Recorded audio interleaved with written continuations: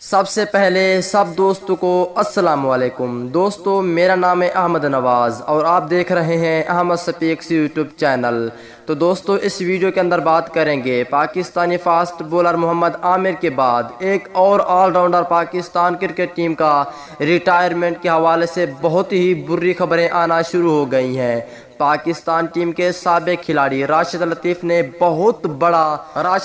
ने सबको गमगीन कर दिया। आइए इस वीडियो के अंदर तमाम तर तफसील बताते हैं कि पाकिस्तान क्रिकेट टीम के ऑलराउंडर इमाद वसीम के साथ कैसा सलूक किया जा रहा है।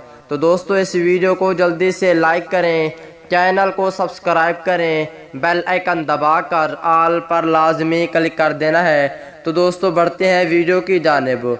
दोस्तों, पाकिस्तान क्रिकेट टीम के साबिक कप्तान राशिद लतीफ़ ने कहा है कि टीम मैनेजमेंट मोहम्मद आमिर जैसा सलूक इमाद वसीम के साथ भी कर रही है। उम्मीद है कि इमाद वसीम भी जल्द पाकिस्तान टीम में आप दोस्तों को रिटायरमेंट देते हुए नजर आएंगे।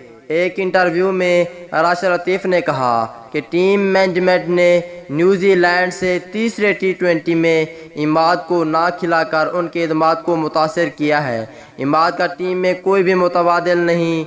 दूसरे T20 में भी सबसे आखिर में ही इमाद को गेंद थामी गई थी।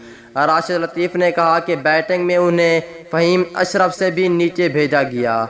उन्हें इज्जत देनी चाहिए, इसलिए नहीं कि वो सीनियर प्लेयर हैं बल्कि अच्छा परफॉर्म कर चुके हैं। उन्हें वैसा एहतराम नहीं मिल रहा जिसकी वो हकदार हैं। उन्होंने कहा कि अगर टीम मैनेजमेंट उनके साथ ऐसा सलूक करेगी तो उससे दूसरा आमिर ही तैयार होगा। यानी आमिर रिटायरमेंट ले चुका है और ये भी रिटायरमेंट ले लेगा। अगली वीडियो तक ले इजाज़त दीजिए। अल्लाह हाफ़िज़।